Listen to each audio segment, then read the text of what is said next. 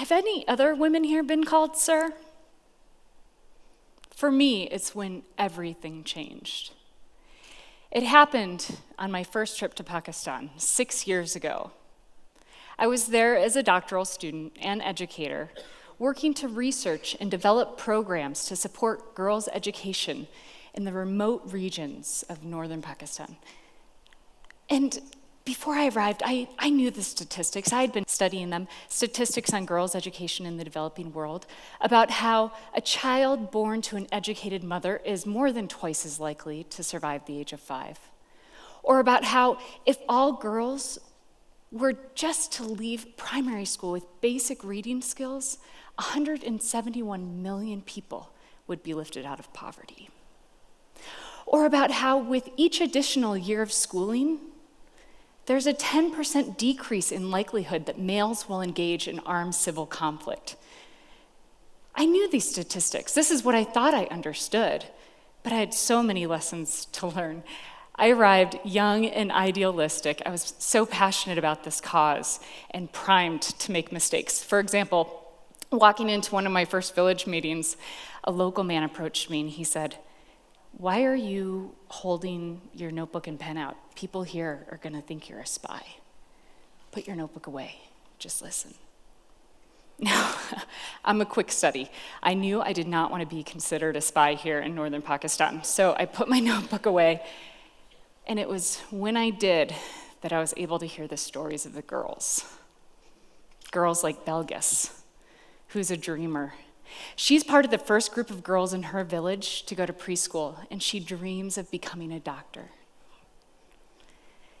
And Iqra, this courageous young girl, witnessed the loss of most of her family and friends when an earthquake devastated her region in 2005. And although she saw her school crumble right in front of her, Iqra was determined to continue to learn. In fact, it's her namesake. Iqra translates to read from Arabic. And because her father chose this name for her, she would carry the gift of education for the future of her region. And because of her determination to learn that inspired me, a few years later I founded an organization in her honor called Iqra Fund to support thousands of girls like Iqra and Belgis realize their dreams through education. But before any of that could happen, I had a lot of lessons to learn and a lot of mistakes to make. And some of the first lessons I learned were from the kitchen. On one of my first village meetings, I was escorted immediately to the kitchen to be with the women and children while the men sat in the other room to meet. The meeting was about a girls' school being built for the village, and because I was an educator and researching how to support girls' education, I was invited to the meeting from the kitchen. Every so often, the men would send a messenger to the kitchen and ask me questions like, "What is the best way to hire and train local teachers for the village school?" And here I was, sitting on the floor of this small, smoky kitchen, and I was new here. I wasn't quite sure how to respond, so I would respond to the messenger's questions with, "What would the elders suggest?" And that seemed to please him. He would come and go between the men's meeting and the women in the kitchen. All the while, I would be having conversations with the women about who would be taking over the girls' chores when she went off to school. Who was going to collect the water? Who was going to harvest the wheat? Who would help prepare the meals? Or about how one auntie in the next village over, she went to school, but all the teacher taught her to do was to wash clothes and dishes at the teacher's home.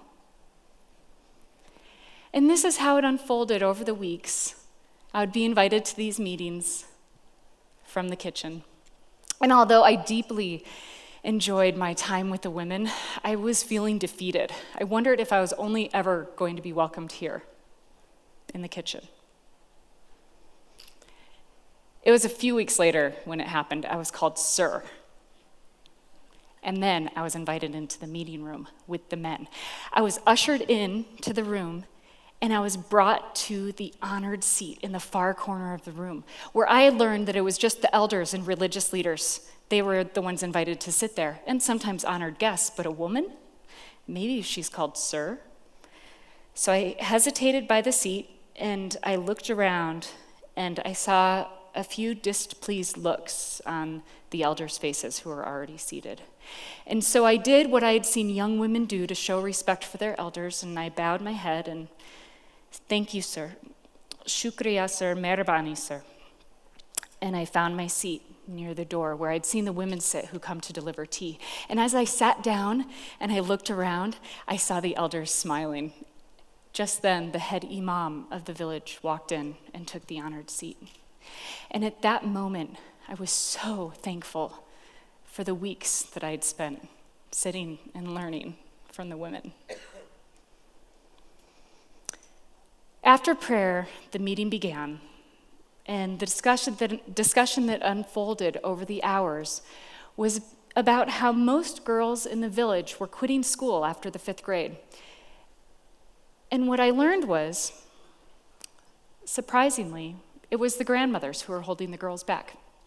They were quoted as saying, "Girls need to learn how to be good mothers and good wives. They won't learn that in school. That will just create problems." Now here, I had always just assumed it was the men holding the girls back. But when I stopped to think about it, I could understand the value of why these grandmothers were just trying to protect their girls' honor and safety. In fact, I'd heard the women talking about it in the kitchen before, and now I was here in the meeting room with the men who were talking about how their children's honor and safety is the most important thing for them. More important than just for their family, it's for their entire tribe, for their history. And I was hearing that the men and the women were valuing the same thing for their children's future. They just weren't talking about it together. And here I had this amazing opportunity to sit and hear both. A few days later, I was sitting with some of my girlfriends, and one of them, Parveen, had just walked a few days from a neighboring valley in Afghanistan where she had been married off a few years prior. She was catching up with her aunties and telling stories. And I watched the women as a look of surprise and laughter and then tears came over their faces. And I asked one of the women, "What is Parveen's story about?" And she explained that Parveen was telling the story about how when during her 9th month, her water broke, but no baby came. And that night, the elders sat outside her door, and they wrote prayers on pieces of paper and passed the paper under the door and ordered Parveen to eat the prayers to save her baby. By the next morning, Parveen said she'd eaten an entire book. And that's why the women were laughing, because Parveen said she'd rather die than eat another prayer.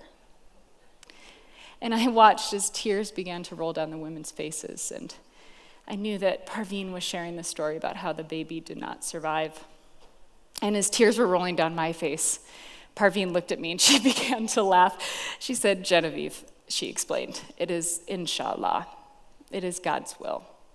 But I swear it is not God's will for me to eat a book ever again."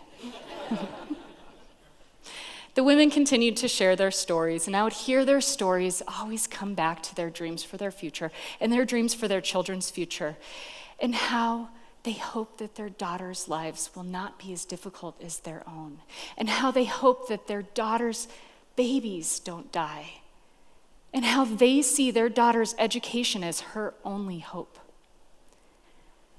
And I reflected on this, and here the women intuitively were sharing these UN statistics about how a child born to an educated mother will be more likely to survive their childhood, or for about how her daughter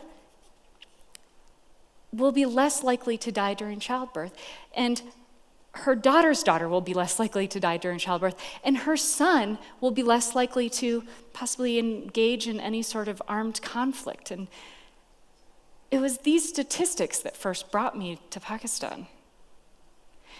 But what keeps me coming back year after year is Parveen and Iqra and Belgis and the fathers, and how we are all invested in these girls' dreams for their future. Because when realized, they will change the future for all of us. Thank you.